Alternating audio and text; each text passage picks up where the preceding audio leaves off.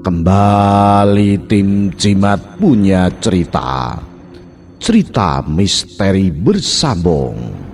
Misteri Tumbal Desa. Ditulis Alin Ambarwati.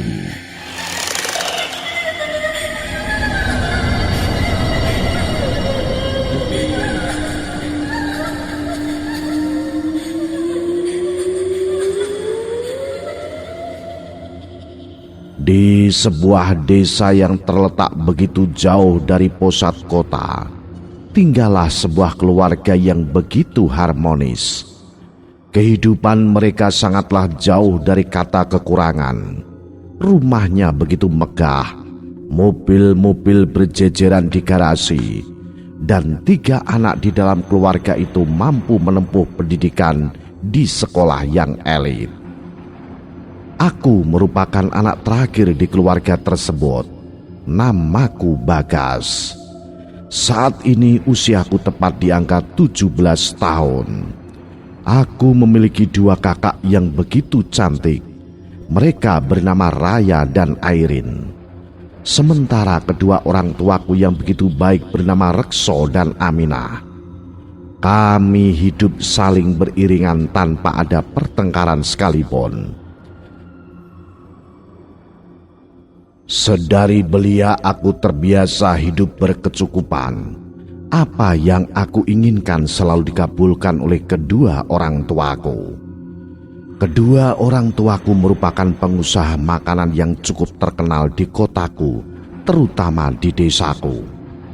Tidak ada satupun orang yang tidak mengenal kedua orang tuaku. Semua orang mengatakan bahwa makanan yang disajikan di warung kedua orang tuaku sangatlah lezat, tidak bisa diragukan lagi.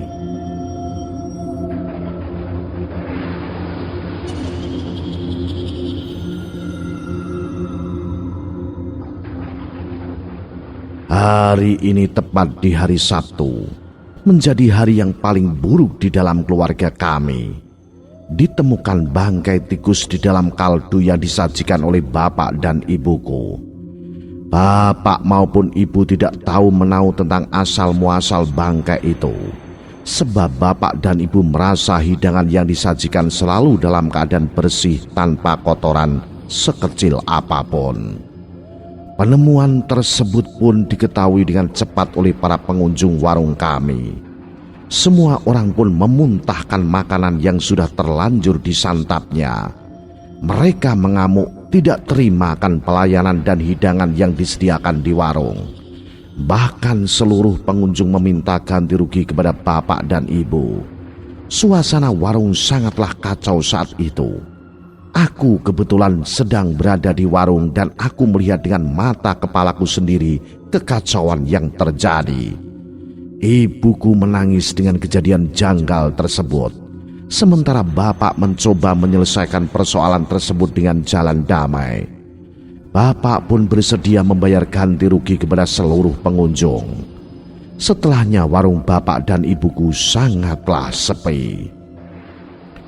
Bapak mencoba mengusut kejadian janggal yang menimpa warungnya.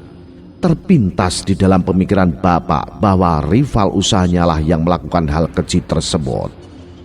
Bapak Santoso, pemilik warung yang sama dengan bapak yang membuka lapaknya tak jauh dari warung bapak. Bapak pun bergegas untuk menghampiri warung Pak Santoso. Bapak mengamuk di sana, namun Pak Santoso terus melakukan pembelaan bahwa bukan dia yang melakukan hal keji itu. Kemarahan bapak semakin memuncak. Ia tak terima atas perlakuan Pak Santoso. Bapak pun kemudian mengancam Pak Santoso. "Tunggu saja pembalasan dariku, dasar Santoso biadab!" ucap bapak mengutuk. Mendengar kutukan bapak, Pak Santoso hanya tersenyum getir tanda tak percaya dengan ucapan yang keluar dari mulut bapak. Pak Santoso merasa bahwa dirinya sudah berhasil unggul dari warung milik bapak. Setelah kejadian buruk tersebut, warung bapak sangatlah sepi, tak ada satupun pengunjung datang. Semua orang dari pelosok desa hingga kota sudah mengetahui kejadian janggal hari lalu dan kini semua orang enggan untuk datang ke warung bapak. Bapak dan ibu merasa sangat stres dengan kejadian yang terjadi. Satu persatu karyawan yang bekerja di warung bapak pun dirumahkan tanpa sisa satupun. Kini hanya bapak dan ibu yang menangani warung tersebut dengan dibantu olehku. Sementara kedua kakakku enggan untuk bersusah payah membantu bapak dan ibu. Perlahan-lahan warung bapak dan ibu pun mulai mengalami kebangkrutan. Mobil yang berjejer di garasi pun satu persatu dijual. Bahkan rumah pun hampir digadaikan oleh bapak.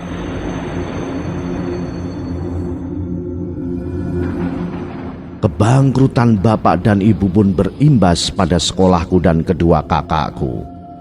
Bapak memutuskan untuk memindahkan sekolah kami bertiga ke sekolah yang tidak membutuhkan dana yang besar. Dengan terpaksa kami pun mengikutinya karena tidak ada pilihan lain. Kini keharmonisan dalam keluarga kami perlahan-lahan mulai sirna. Bapakku menjadi lebih temperamen, sedangkan ibu seringkali melamun tanpa arah. Kedua kakakku kerap kali keluar rumah tak jelas, sementara aku kini sangat kesepian dengan keterbatasan ini. Aku berharap semuanya akan berbalik seperti sedia kala. Kehidupan di tengah keterbatasan pun berlangsung cukup lama. Aku semakin tak mengenali keluargaku sendiri. Suatu ketika bapak memutuskan untuk pergi dari rumah tanpa pamit sedikit pun. Aku ingin menanyakan kemana arah bapak akan pergi. Namun aku tak sanggup sebab raut wajah bapak sangatlah suram. Sepulangnya bapak dari kepergiannya, ia kemudian membawa sebuah buntelan yang kemudian ia masukkan ke dalam air putih. Bapak kemudian meminumnya. Tak ada yang tahu bapak meminum apa. Bahkan ibu pun tidak mengamati pergerakan bapak. Hanya aku saja yang cermat mengamati pergerakan bapak. Setelah meminum air tersebut, bapak kemudian tak sadarkan diri. Aku melihat sesosok makhluk tak kasat mata merasuk ke tubuh bapak. Sosok tersebutlah sangatlah besar. Wajahnya nampak berantakan berlumur darah. Ia kemudian masuk ke dalam tubuh bapak dengan cepat.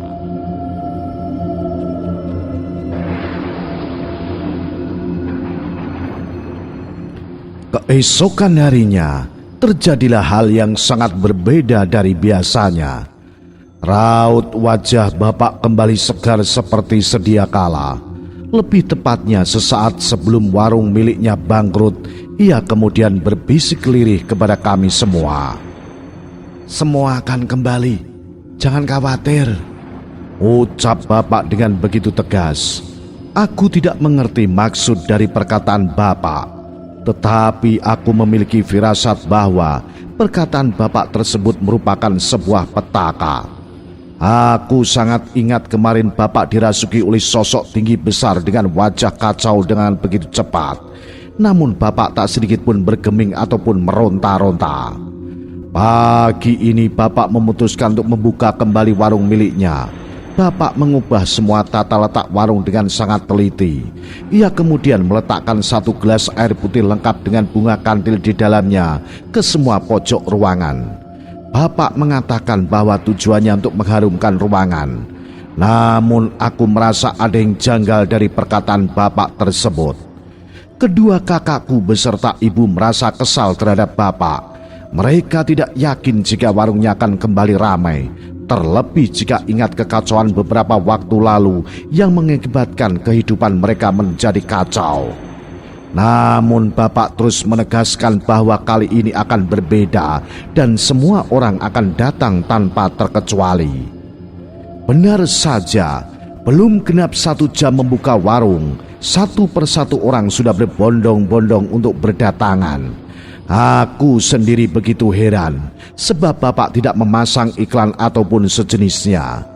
Kedua kakakku bahkan tidak merasa curiga terhadap hal tersebut, melainkan mereka begitu senang. Itu artinya kehidupan mereka yang kaya raya akan perlahan-lahan kembali.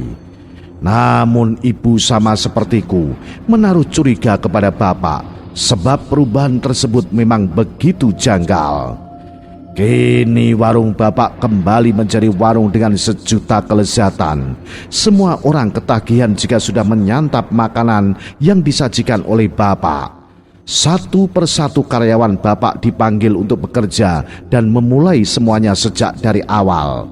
Semua karyawan pun setuju dan memulainya semuanya dari nol.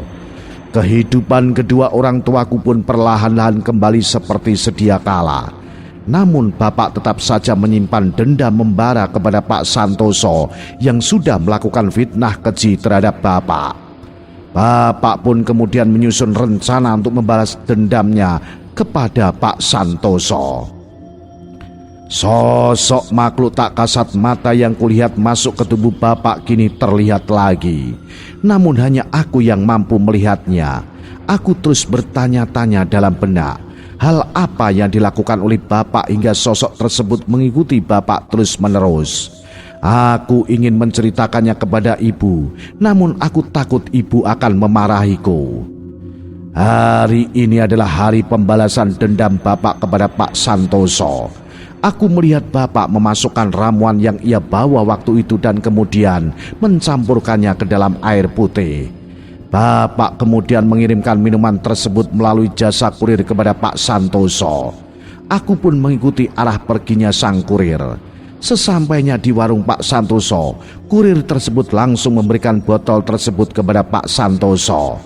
Kurir itu mengatakan bahwa minuman tersebut harus diminum oleh Pak Santoso sesegera mungkin. Jika tidak, maka hal buruk akan terjadi padanya. Aku keheranan. Pak Santoso menurut begitu saja tanpa ada pertanyaan apapun kepada sang kurir. Bahkan sampai kurir tersebut meninggalkannya pun, Pak Santoso tak bergeming sedikit pun. Pak Santoso kemudian bergegas meminum minuman tersebut.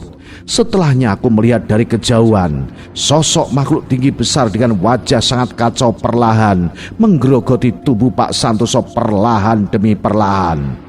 Dimulai dari ujung kepala hingga ujung kaki. Namun raga Pak Santoso masih utuh tak tergores sedikit pun. Hanya jiwa Pak Santoso sajalah yang lenyap. Kemudian Pak Santoso pun ambruk tak sadarkan diri. Semua orang yang melihat kejadian tersebut sontak bergegas menolong Pak Santoso. Namun naas, nyawanya tidak tertolong. Aku semakin syok dibuatnya. Sebelum Pak Santoso meminum minuman itu, tubuhnya sangatlah kuat dan raut wajahnya begitu tenang. Namun setelah ia menenggak minuman dari Bapak, ia menjadi manusia yang begitu lemah dan kemudian ambruk hingga meregangkan nyawa. Pembalasan dendam Bapak nampaknya berhasil. Namun firasatku mengatakan bahwa Bapak tidaklah melakukan hal itu sendiri, melainkan ada hal gaib yang sudah membantunya. Aku kerap kali menyaksikan hal ganjil dalam diri Bapak, namun aku memilih untuk diam dan kembali melanjutkan hidup. Namun jika aku terus saja diam, maka hal itu akan terjadi untuk jangka waktu yang sangat panjang. Namun jika aku berbicara dengan ibu sekarang, maka aku hanya akan ditertawakan dan diejek oleh ibu. Aku pun memutuskan untuk tetap diam sembari mencari kebenaran atas hal buruk yang nampaknya akan terus Bapak lakukan. Nah, apa yang akan terjadi kemudian? Ikuti terus cerita misteri Tumbal Desa. Salam Jimatres, salam satu misteri. Au.